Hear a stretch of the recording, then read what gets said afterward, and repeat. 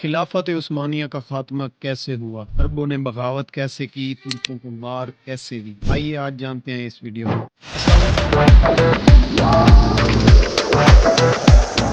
अस्सलाम वालेकुम नाजरीन, आप देख रहे हैं रिजवान हैदर ऑफिशियल और मैं हूं रिजवान हैदर। जी हाँ, आज हम बात करने जा रहे हैं खिलाफत उस्मानिया के बारे में कि उनका खात्मा कैसे किया गया और अरबों ने इसमें बगावत में क्या कुछ न किया, कितने लोग मारे इस बगावत के अंदर। 20वीं सदी के आगाज में पूरा शुमाली अफ्रीका सल्तनत उस्मानिया का हिस्सा था, जैसे कि शाम, ईरान, इराक, ये सब सल्तनत उस्मानिया या खिलाफत उस्मानिया आप कह रहे हैं, उसका हिस्सा हुआ करता था। पहली जंग अजीम के दौर में अरब को आमादा किया गया, अरब को उकसाया गया कि आप तुर्कों के खिलाफ बगावत करें, कि आप कब तक तुर्कों के नीचे काम करेंगे, आपको अपनी हुकूमत मिलनी चाहिए, आपका अपना हक है, आपके अपने राइट्स होने चाहिए, आपको एक अलहदा रियासत बनानी चाहिए। तो अरब इस चीज पर आमादा हो गए, अपने मुसलमान भाइयों को धोखा देने के लिए, अपने मुसलमान भाइयों के कत्ले आम करने के लिए आमादा हो गए। बिल आखिर कर्नल लॉरेंस, जो कि ब्रिटिश आर्मी का एक सिपा सलार था, जिसके हाथ में ये सारी भौक दौड़े थी और जो अरबों से मिल बैठा और तुर्कों से तो वो मार ही खा रहा था, तुर्कों को वो शिकस्त नहीं दे पा रहा था, जिस वजह से उसने बगावत करवाई और अरबों को उकसाया। और अरब भी इस मामले पर आमादा हो गए कि ठीक है, हम तुर्कों को धोखा देने के लिए तैयार हैं या हम तुर्कों के खिलाफ बगावत करने के लिए तैयार हैं। हालांकि ऐसा होना नहीं चाहिए था, हम मुसलमान थे और मुसलमान आपस में भाई भाई हैं। जो सबक हमें हजूर पाक सल्लल्लाहु अलैहि वसल्लम ने दिया, हमें उस पे रहना चाहिए था। लेकिन वो शुरू से आज दिन तक मुसलमान हमेशा लालच में मारा जाता है, या तो उसको पैसे का लालच होता है या फिर उसको इक्तदार का लालच होता है, और हम इन दोनों चीजों के लिए अपने सके भाइयों को भी नहीं छोड़ते, वो तो फिर भी अरब और तुर्क थे। बगदाद से मदीने तक उस वक्त में रेल चलाई जाती थी। उस वक्त में इतना एक, अगर आप में से किसी का सऊदी अरब जाना हुआ हो या इन इलाकों में जाना हुआ हो तो आप जाके देखें कि वहाँ पे आज भी वो ट्रेनें खड़ी हुई हैं, जिन ट्रेनों में तुर्क सफर कर रहे थे, और पूरी की पूरी ट्रेनों की बोगियां उड़ा दी गई, पूरी की पूरी ट्रेनें उड़ा दी गई और सरेआम कत्ल किया गया तुर्कों को अरब के लोगों की तरफ से। तुर्कों के पास वहाँ पर तोपें भी मौजूद थी, तुर्कों को हरम के अंदर ज़िबा किया गया। आपका किसी का जाना हुआ हो तो आप देखें, जो हरम का सबसे बड़ा दरवाजा है मलिक